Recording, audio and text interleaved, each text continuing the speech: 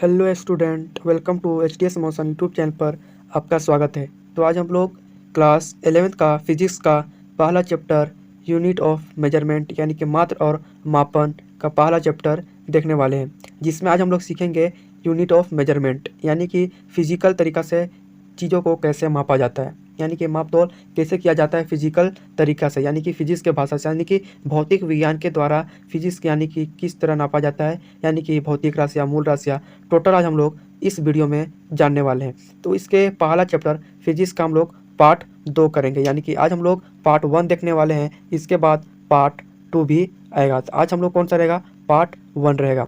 चलिए वीडियो को स्टार्ट करते हैं, टाइम को वेस्ट नहीं करते हैं। तो फिजिक्स का पहला चैप्टर है यूनिट ऑफ मेजरमेंट। तो सबसे पहला क्वेश्चन है, यानी कि हम लोग क्वेश्चन नहीं, हम लोग कॉन्सेप्ट समझेंगे, यानी कि टोटल में जो मेन टॉपिक है पूरे बुक में, उस टॉपिक को मैं पार्ट 2 को लाकर पूरा बुक ख़त्म करने वाला हूँ। यानी कि हर सब्जेक्ट, यानी कि जैसे फिजिक्स, केमिस्ट्री, बायो, इस फिजिक्स का पहला चैप्टर है यूनिट ऑफ मेजरमेंट यानी कि मात्र एवं मापन। इसका पार्ट 2 रहेगा, यानी कि पार्ट 1 पार्ट 2 दो वीडियो लाऊंगा और इस चैप्टर को मैं ख़त्म कर दूंगा। और उसके बाद दूसरा चैप्टर लाऊंगा इसका, उसका भी 2 पार्ट या 3 पार्ट में उस भी चैप्टर को हम लोग ख़त्म कर देंगे। यानी कि हाईएस्टली 5 लेक्चर जा सकता है, यानी कि 5 पार्ट तक जा सकता है। ये हम लोग का लेक्चर नंबर 1 रहने वाला है। चलिए शुरुआत करते हैं। आज का वीडियो मोस्ट होने वाला है और अभी तक ये नहीं चूज किए कि हमको कौन सा विषय लेना है, यानी कि साइंस लेना है या मतलब कि आर्ट्स लेना है या कॉमर्स लेना है, यानी कि इसमें से कौन सा विषय हमको चूज़ करना है। आप साइंस वाले हैं तो आपके H D S motion YouTube channel पर आपका स्वागत है। आर्ट्स वालों को बिल्कुल यहाँ पर पढ़ाई नहीं होता है, लेकिन क्लास 10th का, क्लास 9th का, क्लास 8 का यहाँ पर बिल्कुल फ्री पढ़ाई होता है। अभी क्लास 12th का यहाँ पर तैयारी नहीं कराया जाता, लेकिन क्लास 11th का साइंस स्ट्रीम से जो पढ़ते हैं उसके लिए यहाँ पर धमाकेदार पढ़ाई होता है। हम लोग सिर्फ कॉन्सेप्ट समझेंगे, यानी कि मेन टॉपिक समझेंगे, क्या मेन टॉपिक है। अगर मैं टॉपिक आपको समझा दूंगा तो आप खुद ब खुद सवालों का आंसर दे सकेंगे। चलिए सबसे पहला है कॉन्सेप्ट की मेजरमेंट क्या होता है, यानी कि मापन क्या होता है। यानी कि मेजरमेंट यानी कि मापन का वह मतलब है किसी फिजिकल क्वांटिटी से, यानी कि फिजिकल क्वांटिटी से यानी कि भौतिक राशि से एक स्टैंडर्ड यानी कि यूनिट मानक इकाई से कंपेयर करना, यानी कि तुलना करना।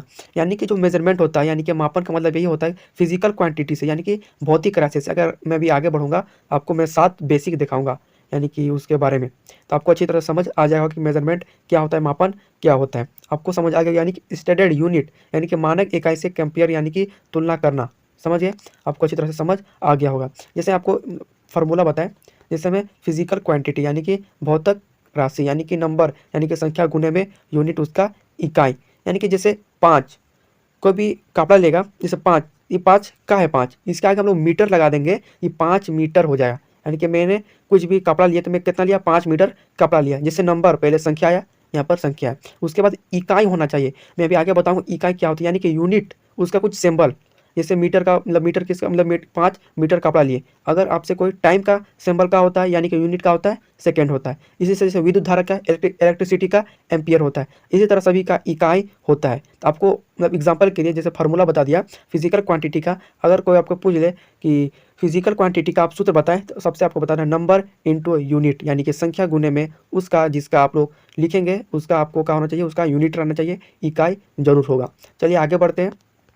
जैसे एग्जाम्पल उदाहरण के लिए लेंथ यानी कि लंबाई का मीटर होता है, जिसमें भी मैं बताया कि मैं 2 मीटर 3 मीटर 5 मीटर में लूँगा, जैसे 5 के आगे मीटर लग गया, यानी कि आपका फार्मूला बताया, यानी कि संख्या यानी कि नंबर गुने में यूनिट। तो नंबर को भी लिख सकते हैं, जैसे मैं 2 तो गुना यूनिट, जैसे मैं मीटर ले रहे हैं तो यहाँ पर मीटर लगेगा, यानी कि कपड़ा ले रहे हैं मीटर लगेगा, इसलिए इसका आगे यूनिट ही लगेगा। यानी कोई भी संख्या का आगे यूनिट लगेगा तो वो हम लोग का फिजिकल क्वांटिटी का हो जाएगा, फार्मूला हो जाएगा।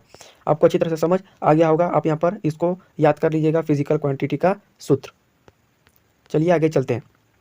ऐसे आसान तरीक़ों से हमको आपको क्लास 11th का तैयारी करना एकदम आसान, एकदम सरल भाषा में, तो एच डी एस मोशन के साथ आप हमेशा जुड़े रहिएगा। और हमारे व्हाट्सअप ग्रुप पर जुड़ना चाहते हैं तो हमारे व्हाट्सअप नंबर पर, यानी कि आपको जो व्हाट्सअप नंबर दिख रहा है इस नंबर पर आप ज़रूर SMS करें, आपको हमारे ग्रुप में जोड़ दिया जाएगा। मोस्ट इंपॉर्टेंट अपडेट वहाँ पर होते रहता है। चलिए आगे चलते हैं। अगला कि फिजिकल क्वांटिटीज़ यानी कि भौतिक राशियाँ उनका फंडामेंटल क्वांटिटीज़ यानी कि मूल राशियाँ। चलिए इसको समझते हैं। यानी कि फंडामेंटल क्वांटिटी यानी कि मूल राशि वह होती है जो इंडिपेंडेंट यानी कि स्वतंत्र होती है। क्या होती है, मतलब कि एकदम स्वतंत्र होती है। जैसे लेंथ लंबाई इसका मीटर हो गया, एकदम स्वतंत्र है। मास यानी कि द्रव्यमान का किलोग्राम होता है, टाइम का सेकेंड होता है, टेम्परेचर का इलेक्ट्रिसिटी का होता है। तो यहाँ पर जिससे मैं 2-3 का ऑप्शन के लिए मैंने यहाँ पर बता दिया कि लंबाई क्या होगा, मास का क्या होगा। यहाँ पर सभी का दिया है, यूनिट दिया है, यानी कि लेंथ का यूनिट क्या होता है, मीटर। यूनिट के साथ साथ आपको एसआई मात्रक भी पूछ सकता है, यानी कि एसआई मात्रक क्या होगा, एसआई मात्रक यानी जैसे मास का एसआई मात्रक किलोग्राम या यूनिट का है या राशि का है। जैसे टाइम का सेकेंड होता है, टेम्परेचर का यहाँ पर क्या हो जाएगा, केल्विन हो जाएगा। समझ गया, टेम्परेचर का एसआई यूनिट क्या होता है, केल्विन होता है। चलिए आगे, इलेक्ट्रिसिटी यानी कि विद्युत धारा का एम्पियर होता है, यानी कि इसको ए से सिंबल दिखाते हैं। अगला है अमाउंट, यानी कि पदार्थ की मात्रा। जो ये पदार्थ की मात्रा होता है इसका मोल होता है, यानी कि MOL, इसका सिंबल MOL होता है। उनका प्रकाश की तीव्रता, जो यानी कि ज्योति तीव्रता भी इसको बोलते हैं। इसका जो हो जाएगा वो कैंडेला हो जाएगा, यानी कि CAD हो जाएगा। तो मैंने सभी का एसआई मात्रक यानी कि एसआई यूनिट यानी कि मूल राशि सभी का मैंने बता दिया। स्वतंत्र रूप से 7 होते हैं जो बेसिक होते हैं, यानी कि जो अभी हमको पढ़ना है क्लास 11 में, जो आपको पढ़ना है बेसिक से 7 होता है। हम लोग मैंने 7 को बता दिया। लेंथ का मीटर होगा, मास का किलोग्राम होगा, टाइम का सेकेंड होगा, टेम्परेचर का केल्विन होगा, उसके बाद इलेक्ट्रिसिटी का एम्पियर होगा, उसके बाद पदार्थ की जो मात्रा होती है इसका क्या हो सकता है, जो मतलब कि पदार्थ की जो मात्रा होती है इसकी मोल हो सकता है, मोल हो सकता है, मोल होता है। फिर उसके बाद ज्योति तीव्रता, यानी कि ज्योति तीव्रता या प्रकाश की तीव्रता, इसका होता है कैंडला। तो आपको मैंने 7 का ऐसा यूनिट बता दिया। ये आपको मोस्ट होने वाला है, यानी कि इस चैप्टर का जान यही रहने वाला है, यानी कि इस चैप्टर में आपको अधिकतर इससे ही जुड़ता मिलता आपको पढ़ना होगा, यानी कि आपको ये मोस्ट होने वाला है। इसको आप याद जरूर कर लीजिएगा, आपको 12th क्लास में भी काम आएगा। मैंने 7 बता दिया, आप 7 क्वांटिटीज यानी कि मूल राशि का नाम याद जरूर रखिएगा। चलिए, व्युत्पन्न राशि यानी कि ड्राइव्ड क्वांटिटीज जो वे होते हैं कि जो फाउंडेबल क्वांटिटी यानी कि मूल राशि से मिलकर बने होते हैं। जैसे एग्जांपल के लिए अगर मैं क्लास 11th का बात करूं, अगर आप साइंस में एग्जांपल नहीं पढ़ेंगे, यानी कि जो जैसे आप मैंने किसी का डिफिनेशन में पढ़ा, अगर आप किसी का डिफिनेशन पढ़े उसके साथ एग्जांपल फिजिक्स का और केमिस्ट्री का एग्जांपल नहीं समझे तो आपको सवाल समझ नहीं आएगा, टॉपिक आपको समझ एक भी बराबर समझ नहीं आएगा अगर एग्जांपल नहीं समझेंगे। यहाँ पे डायरेक्ट दिख रहा है, ड्राइव क्वांटिटीज यानी कि व्युत्पन्न राशि वे होते हैं जो मूल राशि से बनकर होते हैं, यानी कि मिलकर बने होते हैं मूल राशि से, यानी कि फंडामेंटल यानी कि क्वांटिटीज वे होते हैं व्युत्पन्न राशि कि जो मूल राशि से मिलकर बने होते हैं। क्या मूल राशि से मिलकर बने होते हैं, जैसे में ये सब का है, ये सब मूल राशि है। इलेक्ट्रिसिटी का विद्युत धारा यानी कि एम्पियर होता है विद्युत धारा का, अमाउंट सब्सटेंस का यानी कि जो पदार्थ की मात्रा होता है इसका मोल होता है। ये सब मूल राशि है, इसी से मिलकर बना होता है, उसी को हम लोग व्युत्पन्न राशि के नाम से जानते हैं। तो कैसे, उसके लिए एग्जाम्पल होगा तो आपको अच्छी तरह से समझ हो जाएगा। वेलोसिटी जैसे में वेग यानी कि मिलकर बने होते हैं, जैसे मीटर प्रति सेकेंड, मीटर भी आया और प्रति सेकेंड भी आया, यानी कि मिलकर बना, मीटर भी बना और सेकेंड भी बना, पर ना इसी को कहते हैं व्युत्पन्न राशि। समझ गए, जैसे first ball kilogram point metre second square, यानी कि मिलकर बना हुआ है, मिलकर बना हुआ है कि नहीं। आपको एग्जांपल समझ आ गया तो आपको कॉन्सेप्ट भी क्लियर हो गया होगा। अगर इसी तरह से आपको कॉन्सेप्ट क्लियर करना है तो एचडीएस मोशन 2.0 के साथ जुड़ना नहीं भूलेंगे। हर शाम 8:30 बजे आपके एचडीएस मोशन यूट्यूब चैनल में लाइव क्लास होता है। तो क्लास 9 का रिजल्ट निकल चुका है, लगता है पूरे झारखंड में सब टॉपर भरे हुए। क्लास 9 का जितना भी मैं रिजल्ट देखा सबका A+, लगता है पेपर कैसा दिया, सभी बच्चों का A+ आ गया। जो मेहनत किया उसका भी A+, जो मेहनत नहीं किया उसका भी A+। जितना भी मैं रिजल्ट देखा सभी का A+ ही आ रहा था। चलिए, आपको समझ आ गया होगा कि व्युत्पन्न राशि क्या होता है। चलिए फिर मैं दोबारा बता दे रहा हूँ। व्युत्पन्न राशि वो होते हैं जो मूल राशि से मिलकर बने होते हैं, उसी को हम लोग व्युत्पन्न राशि कहते हैं, यानी कि ड्राइव्ड क्वांटिटीज के नाम से जानते हैं। तो ड्राइव क्वांटिटीज उससे कहते हैं जो व्युत्पन्न राशि से मिलकर बना होता है, जिसमें फंडामेंटल क्वांटिटीज से मिलकर बने होते हैं उसे ड्राइव्ड क्वांटिटीज के नाम से जानते हैं। जिसमें मीटर भी बना और सेकेंड भी मिला, यानी कि मीटर यानी कि लेंथ का ऐसा यूनिट होता है और सेकेंड टाइम का ऐसा यूनिट होता है। तो आपको ये मिलकर बना यानी कि मूल राशियों से मिलकर जो बना होता है उसी को हम लोग व्युत्पन्न राशि के नाम से जानते हैं, यानी कि ड्राइव्ड क्वांटिटीज के नाम से जानते हैं। चलिए अगला कि सिस्टम ऑफ यूनिट्स यानी कि मापन पद्धति। सिस्टम ऑफ यूनिट्स मापन पद्धति का मतलब है मापने का तरीका, यानी कि मापने का मतलब मापन पद्धति जो मापने का तरीका होता है। जैसे टाइप्स यानी कि प्रकार होते हैं, CGS सिस्टम यानी कि centimetre gram second, MKS system metre kilogram second, SI system अंतर्राष्ट्रीय पद्धति। SI सिस्टम अंतर्राष्ट्रीय पद्धति सबसे ज़्यादा यूज यानी कि सबसे ज़्यादा इसी का उपयोग होता है।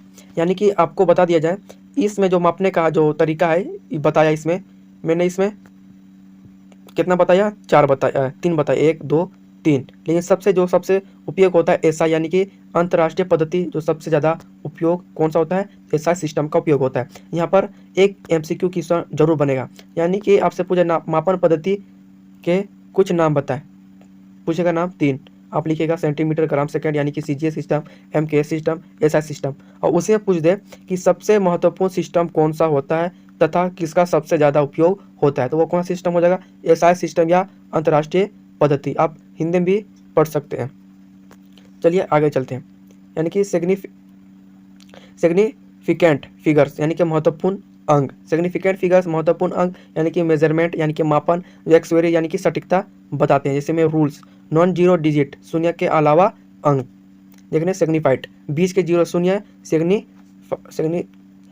सिग्निफिकेंट, उसके बाद शुरुआत के जीरो शून्य नोट सिग्निफिकेंट। जैसे मैं आपको एग्जांपल बता दूं, 0.0022 यानी कि 2 हुआ इसमें, उसके बाद 0.50 यानी इसमें हुआ 3। एग्जाम में बार बार पूछा जाता है, इसलिए ध्यान से पढ़ें। यानी कि हमेशा ये 3 आपको एग्जाम में, ये मतलब कि जो अभी बताया मैंने यहाँ पर आपको फिर से मैं बता दे रहा हूँ कि एग्जाम में बार बार पूछा जाता है। झारखंड बोर्ड के लिए ये आपके लिए बहुत महत्वपूर्ण होने वाला है। महत्वपूर्ण अंग जैसे में रूल्स जो बताती है, यानी कि शून्य के अलावा अंग, जैसे बीच के जीरो शून्य और शुरुआत के जीरो शून्य। यानी कि जैसे मैं एग्जांपल के लिए, इसमें कितने हैं, 2 हैं और इसमें 3 है, जो मतलब अति है महत्वपूर्ण अंग, इसमें कितने हैं, 2 है, इसमें कितना है, 3 है ना 3। जैसे मैं यहाँ पर 3 अंक, इसमें 3, इसमें 2 कैसे बता रहा हूँ। जैसे इसमें जीरो का वैल्यू कुछ नहीं है, नहीं है कुछ भी वैल्यू, इसमें जीरो का वैल्यू कुछ नहीं है, इसमें जीरो का वैल्यू कुछ नहीं है। अगर संख्या का आगे जीरो लगा रहेगा उसका वैल्यूएशन कुछ नहीं होता है, उसके आगे अगर रहेगा तो वैल्यू कुछ नहीं रहेगा। देखिए यहाँ पर 2 है, यानी कि 2 और 5 यानी कि 25 है, इसमें 2 महत्वपूर्ण अंग है, यानी कि सिग्निफिकेंट इसमें 2 महत्वपूर्ण अंग है। और इसमें 3, जिसमें 2 भी है, 5 भी है, 0 है, क्योंकि ये संख्या के आगे लगा हुआ है। अगर संख्या के आगे लगते जाएगा, जैसे अभी 10 रुपया है, 10 का आगे एक जीरो लगा हो जाएगा 100, यानी कि डायरेक्ट 10 गुना एक जीरो लगने पर, इसलिए ये सिग्निफिकेंट होता है, यानी कि ये महत्वपूर्ण होता है, यानी कि महत्वपूर्ण अंग होता है। ये एग्जाम में बार बार पूछा जाता है, एमसीक्यू में आपसे जरूर पूछा जाएगा। आपसे लिख देगा कि 0.0001 इसमें कितने सिग्निफिकेंट है, इसमें एक सिग्निफिकेंट है, यानी कि एक महत्वपूर्ण अंग है। इस बोर्ड एग्जाम में बार बार जरूर पूछा जाता है, इसको आप ध्यान में रखें। ये जो सवाल बार बार पूछा जाएगा उसको मैं नीचे लिख दिया हूँ कि एग्जाम में बार बार पूछा जाता है। चलिए एरर्स पॉइंट यानी कि मापन में त्रुटियां, यानी कि एरर पॉइंट जो पाया जाता है, यानी कि जो गलतियां त्रुटियां हैं वो इसमें मैं बता रहा हूँ। एरर यानी कि त्रुटि, मतलब मेजरमेंट मापन में जो गलती है उसके प्रकार। जैसे सिस्टोमेटिक एरर यानी कि सिस्टोमेटिक त्रुटियां, रैंडम यानी कि यादृच्छिक त्रुटि, और डिमोशन यानी कि आयाम डिमोशनल फार्मूला, आयामी सूत्र। यानी कि ये मैं बताया कि मापन में जो गलती होता है वो सिस्टम एरोरिक यानी कि सिस्टमिक एमोरिक मतलब एरर होता है, यानी कि सिस्टम रूप से क्या होता है, एरर हो सकता है, यानी कि रैंडम यानी कि आंशिक रूप से भी हो सकता है। अगला पॉइंट है आयाम। जो आयाम का सूत्र वेरी वेरी इंपॉर्टेंट है, ये आपको याद करना बहुत ही ज़रूरी है। आयाम का मतलब होता है किसी क्वांटिटी यानी कि राशि को बेस क्वांटिटी यानी कि मूल राशियों में लिखना, यानी कि आयाम का यही मतलब है कि यानी कि किसी क्वांटिटीज़ को यानी कि राशि को बेसिक क्वांटिटीज़ यानी कि मूल राशियों में लिखना। जैसे में एग्जांपल, यानी कि आप कॉपी कर, जैसे वेलोसिटी LT मतलब कि कुछ इस प्रकार का आप लिख सकते हैं, जैसे फोर्स का हो गया MLT, समझ के ना, इस प्रकार जैसे वेलोसिटी का, वेग का हो गया, फोर्स का हो गया, बल का हो गया, समझ गया। फिर उसके बाद आगे है डिमेंशनल यानी कि आयामी विश्लेषण, यानी कि इसका यूज़, जैसे फार्मूला चेक यानी कि सूत्र जांच, यूनिट यानी कि इकाई परिवर्तन, इक्वेशन वेरीफाई यानी कि समीकरण सत्यापन। यह टॉपिक बहुत इंपॉर्टेंट है, इसे स्किप मत करें, यानी कि सीखे HDS मोशन 2.0 के साथ। चलिए अगला है इंपॉर्टेंट फार्मूला, जो महत्वपूर्ण सूत्र है डेंसिटी यानी कि घनत्व, मास प्रति विलोम यानी कि वेलोसिटी, डिस्टेंस प्रति टाइम, फोर्स यानी कि मास इंटू एसोलो रेटियो। चलिए आगे, यानी कि टेस्ट सेक्शन, यानी कि आपको लिए जो भी मैं पढ़ाया उसके लिए थोड़ा सा टेस्ट हो रहा है, यानी कि ऑब्जेक्टिव क्वेश्चन है। इसे SI यूनिट ऑफ लेंथ, यानी कि लेंथ का SI यूनिट यानी कि SI मात्रक क्या होता है, यानी कि मूल राशि क्या होता है, इसका आंसर हो जाएगा मीटर। अब वेलोसिटी का आयाम क्या होता है, जिससे मैं आपको भी बताया था, वेरी इंपॉर्टेंट है, उसको आपको याद करना होगा। आप फोर्स का भी याद कर सकते हैं। अगर मैंने यहाँ पर वेलोसिटी, वेग का अधिकतर मतलब कि 90% अधिकतर वेग का रहता है, यानी कि वेलोसिटी का रहता है। अगर 2027 में का फोर्स का पूछ सके तो आपको जरूर उसको याद कर लीजिएगा। देखिए यहाँ पर सवाल दिया है 0.0050 में सिग्निफिकेंट फिगर्स यानी कि महत्वपूर्ण अंक कितने हैं, तो 2 है, यानी कि 5 और 0 के आगे 0 लगा। आपको कॉन्सेप्ट समझ जरूर आया होगा, तो हमारे यूट्यूब चैनल को जरूर सब्सक्राइब करते चलिएगा। अब चलिए थोड़ा सा लघु उत्तरीय प्रश्न, यानी कि मापन क्या है, फंडामेंटल और ड्राइव्ड क्वांटिटीज में अंतर बताएं, एसआई सिस्टम अंतरराष्ट्रीय पद्धति क्या है, न्यूमेरिकल संख्यात्मक यानी कि क्वेश्चन यानी स्पीड वेग 20 मीटर प्रति सेकेंड, टाइम यानी कि समय 5 सेकेंड, सोल्यूशन आप यहाँ पर कर सकते हैं। जिससे मैं एक संख्यात्मक सवाल है जो मैंने आपको दिया है। अब जैसे यहाँ पर जो मैं यहाँ जो सवाल दिया हूँ, कहाँ से मैंने कहाँ से सवाल दिया, यहाँ पर मैंने जहाँ से लघु उत्तरीय प्रश्न दिया है वहाँ से अब मैं सवाल बता रहा हूँ, आप इसका आंसर बनाकर व्हाट्सएप ग्रुप में सेंड जरूर कर दीजिएगा। जैसे यहाँ से मैं क्वेश्चन बता रहा हूँ लघु उत्तरीय प्रश्न, जिसमें आपको अपने से क्वेश्चन का आंसर बनाकर देना है। मैंने अब टोटल ये बताया कि मापन क्या होता है, समझ गए। फंडामेंट और ड्राइव्ड क्वांटिटीज़ में अंतर बताया। देखिए फंडामेंटल क्या होता है, ड्राइव्ड क्वांटिटीज़ क्या होता है, यानी कि व्युत्पन्न राशि और फंडामेंटल राशि में, यानी कि फंडामेंटल यूनिट और ड्राइव क्वांटिटीज, यानी में इसको आपको अंतर लिखकर बताना है। उसके बाद एसआई सिस्टम क्या होता है, यानी कि इसी का सबसे मतलब कि अधिक सबसे उपयोग इसका ही होता है, न्यूमेरिकल यानी कि मतलब उसके लिए मैं क्वेश्चन दे रहा हूँ। क्वेश्चन है यानी कि वेग जो है उसका स्पीड है 20 मीटर प्रति सेकेंड और टाइम है 5 सेकेंड। इसको आपको सॉल्यूशन करके बताना है, यानी कि मीटर प्रति सेकेंड है समय, इसका जो फार्मूला होता है मैं इसका फार्मूला ऊपर बता दिया हूँ। चलिए आगे बढ़ते हैं। डिस्टेंस स्पीड गुने टाइम इक्वल टू 20 गुने 5 यानी कि 100 मीटर, यानी कि मैंने अभी स्पीड गुने टाइम डिस्टेंस का जो वेग का, ये यहाँ पर देख सकते हो वेग स्पीड यानी कि वेग बराबर दे दिया था, इतना दे दिया है, इतना स्पीड बराबर दे दिया है। उसके बाद मैंने यहाँ पर सॉल्यूशन किया, यानी कि डिस्टेंस जैसे कि जो दिया है स्पीड गुने में टाइम होता है, वहाँ पर मैंने आपके ऊपर फार्मूला बता दिया था। तो स्पीड गुने से तो 20 मीटर है और 5 मिनट सेकंड, यानी कि 5 सेकंड टाइम था मेरे पास, 100 मीटर हमारे पास हो गया। इंपॉर्टेंट टॉपिक यानी कि जो महत्वपूर्ण टॉपिक है एग्जाम में आने वाला, यानी कि एग्जाम में आ सकता है। जैसे मैं SI यूनिट यानी कि मूढ़ा से जो बताया, जैसे एम्पियर का मैंने बताया, टेम्परेचर का बताया, ज्योति तीव्रता का बताया, और उसके बाद बहुत सारे 7 को मैंने बताया है, समय का बताया, लंबाई का, द्रव्यमान, ज्योति तीव्रता, पदार्थ की मात्रा का 7 यूनिट मैंने बताया है, जिसका आपको याद कर लेना होगा। और सिग्निफिकेंट यानी कि फिगर्स महत्वपूर्ण अंक के बारे में आपको ध्यान देना होगा, यानी कि डिमोशनल फार्मूला यानी कि IM सूत्र जो मैंने बताया, वेग और फोर्स का ही दोनों का आता है। दोनों में से एक क्वेश्चन आपके बोर्ड एग्जाम में, क्लास 11 के बोर्ड एग्जाम में 2027 में 100% ही रहेगा। जो एरर त्रुटियां हैं, जो मैंने अभी गलतियां बताया है मापन में, उसका आपको लिख देना ड्राइव क्वांटिटी यानी कि व्युत्पन्न इकाई क्या होता है, इसके बारे में आपको ध्यान रखना है। मैंने कुछ अधिक पढ़ाया है, लेकिन आप इतना याद करते हैं तो आपके लिए बोर्ड एग्जाम में यहाँ से 5 से 8 नंबर का क्वेश्चन बन सकता है। इस चैप्टर से 8 से 8 नंबर का क्वेश्चन बन सकता है। तो आज के लिए इतना ही। मैंने आज पार्ट 1 देखा, आज हम लोग पार्ट 1 देखा, और इसके बाद हम लोग पार्ट 2 भी लाएंगे। पार्ट 1 आपने देख लिया तो पार्ट 2 भी आएगा, तो मैंने पार्ट 2 में इस चैप्टर को मैं ख़त्म कर दूंगा। और हमारे यूट्यूब चैनल पर नए होंगे तो यूट्यूब चैनल को जरूर सब्सक्राइब कर लीजिएगा और अपने दोस्त के साथ शेयर जरूर कर दीजिएगा। चलिए आज के लिए इतना ही, पार्ट 2 में फिर से मिलते हैं। लव यू टेक्नी, बाय बाय।